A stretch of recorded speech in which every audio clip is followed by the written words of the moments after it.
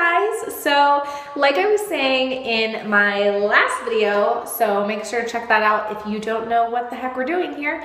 But like I said in my last video, we are going to be taking the Sisters in Faith Day from Periscope and bringing it on over here to YouTube. So today I'm going to be talking a little bit about what I learned in Job last week, and we are following the Good Morning Girls plan from goodmorninggirls.org. I think that's it, or womenlivingwell.org. I follow their plan. I don't come up with any of this stuff myself. That website is amazing, and we actually have a Facebook devotional group, and I will leave the link to that below if you want to join us. It's totally free.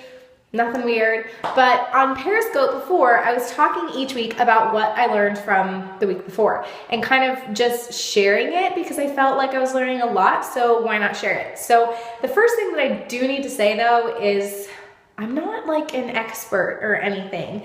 I haven't written any books or done anything like that. Like I just follow this plan, this reading plan, and we have our group, and I learn as much as I can. So these are my own opinions and the things that I feel like God is saying to me, and I only make these videos hopefully to kind of inspire you guys. Maybe you'll think about something that you didn't think about before if you're reading it along with us, and maybe it will spark you to kind of do your own study. All of these things, so I have a post-it.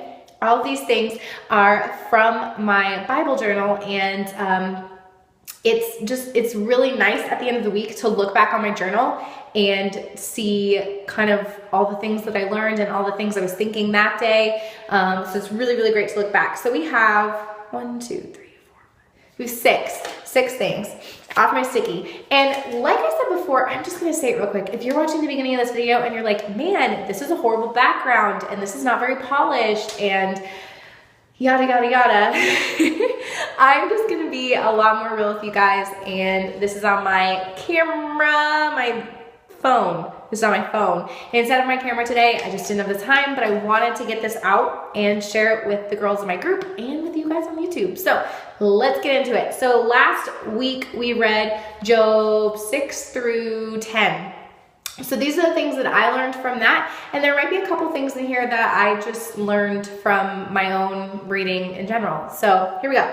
So the first thing, and I will put it on my window right here. The first thing that I really took away from this was, if we believe in God, this world is as bad as it gets, right? For those people that don't believe in God and they haven't accepted him as their savior, and they're not on that train yet, this world is as good as it gets. And that's scary. That's great for me to think of, like when I'm suffering and things aren't going very well. It's great to think this is as bad as it's gonna get. This world is as bad as it's gonna get. I have a home in heaven, but it's really scary to think that there are people and this world is as good as it's going to get. So I really encourage you, when you're going through hard times, to think about that, keep that in mind, be grateful, but also when you're talking to people and they're struggling, let's all really try to remember that we have lives at stake here and souls at stake, and we don't want this to be the best that it's going to be for anyone. So just keep that in mind. Okay.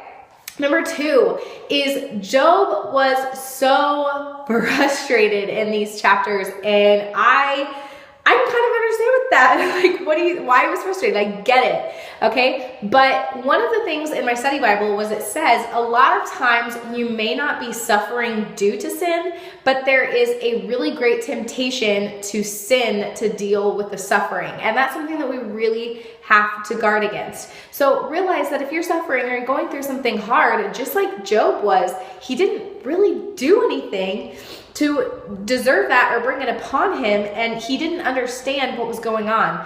And you just have to keep in mind that sometimes we're not going to understand, and that's okay. That's fine.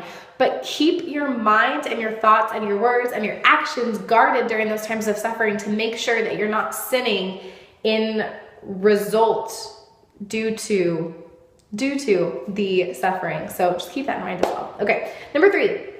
Take your complaints to God. I've said this a couple times on Periscope, and you guys haven't heard it yet on YouTube, but I don't think that it is bad to complain as long as we take that to God. Complaining to people around us can create discontent and hard feelings and really just an air of negativity with everyone. But taking our complaints to God, I really believe that He wants us to do that. He wants us to have a relationship with Him in which we feel like when we have a problem, we can go to Him, we can cry out to Him.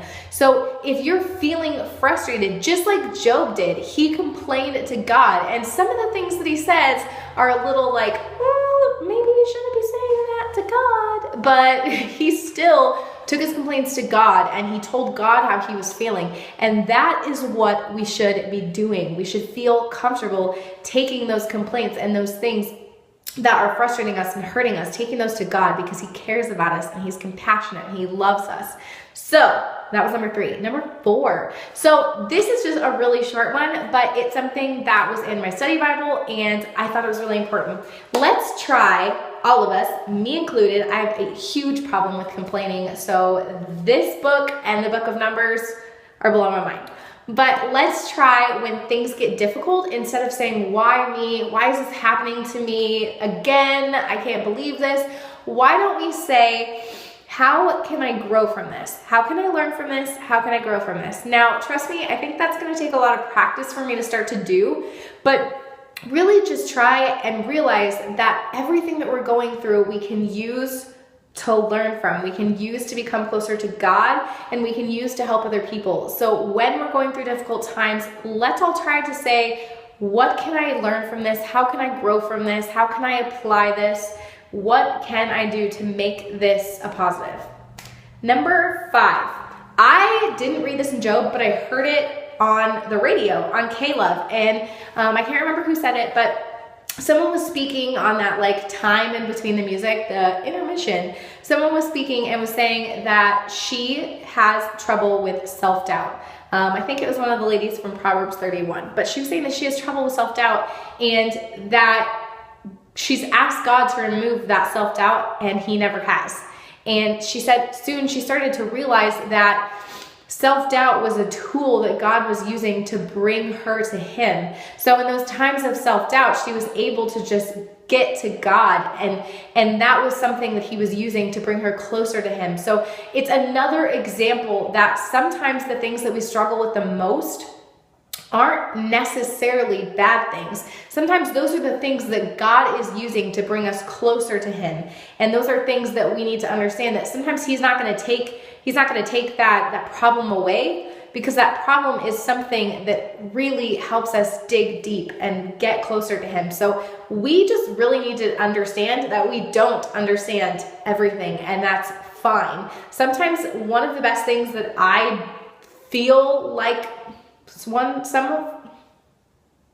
of the best things that I have learned in the past couple months since doing these studies is that it's okay to not understand everything and to just say, man, I don't really like this, I don't really understand it, but I know that You do, God, and please, please help me to understand, or at least help me to be okay with the fact that You understand. Help me to trust You. So that's something that's been really helpful for me.